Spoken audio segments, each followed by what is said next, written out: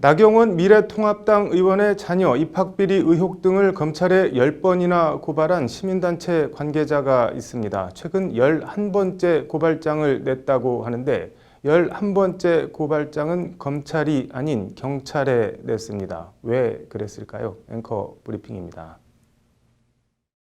나경원 의원 11번 고발의 주인공은 안진걸 민생경제연구소 소장입니다. 안진걸 소장은 그동안 나경원 의원의 스페셜 올림픽 코리아 회장 재임 시절 채용 예산 비리, 자녀 입학 비리 의혹 등에 대해 지난해 9월부터 검찰에 무려 10번이나 고발장을 냈습니다. 그런데 검찰이 조사를 할 생각이 있는지 모르겠다며 최근 11번째 고발장을 경찰에 제출했습니다. 그리고 오늘 오후 고발인 조사를 위해 서울경찰청 지능범죄수사대를 찾은 안진걸 소장은 기자회견을 자청해 검찰을 강하게 비판했습니다. 지난해 9월 16일부터 올해 초까지 나 의원에 대해 총 10번의 고발을 제기했는데 검찰은 아무것도 하지 않았다. 지난해 첫 고발 이후 벌써 6개월이 지났다. 검찰은 도대체 무엇을 하고 있는 것인지 알 수가 없다는 것이 검찰을 향한 안 소장의 성토입니다. 안 소장은 그러면서 검찰은 고발인만 5번 불러서 조사했을 뿐 피고발인인 나 의원 등 관계자들은 아직까지 소환하지 않고 있다며 검찰을 거듭 비판했습니다.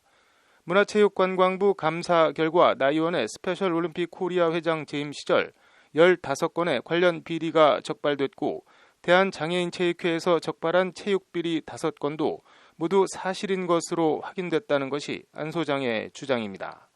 안 소장은 이에 저희는 이미 10차례 고발을 진행했고 6개월이 지났지만 더 이상 검찰을 믿을 수도 기다릴 수도 없는 상황인 만큼 경찰에 11차 고발을 제기했다고 11번째 고발장을 검찰이 아닌 경찰에 제출한 배경을 설명했습니다. 안 소장은 이어 검찰은 6개월이 지나도 수사도 하지 않고 고발 53일 만에 고발인을 불러 형식적인 조사를 하는데 그쳤지만 경찰은 정확히 9일 만에 신속한 고발인 조사에 나섰다. 경찰은 검찰과 확실히 다르다고 검찰과 경찰을 평가했습니다.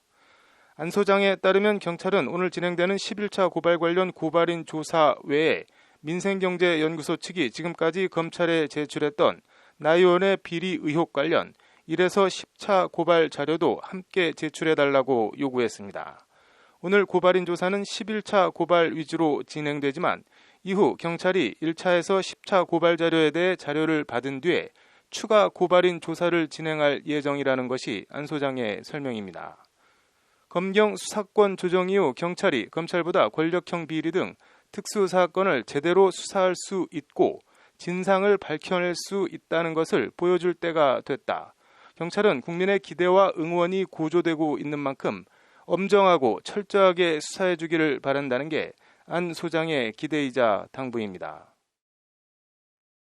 이번 11차 고발은 그동안 검찰의 지독한 직무유기에 강하게 항의하는 한편 또 다른 수사기관인 경찰이 수사에 착수하는 계기를 만들기 위한 것이라는 게 안 소장의 말입니다.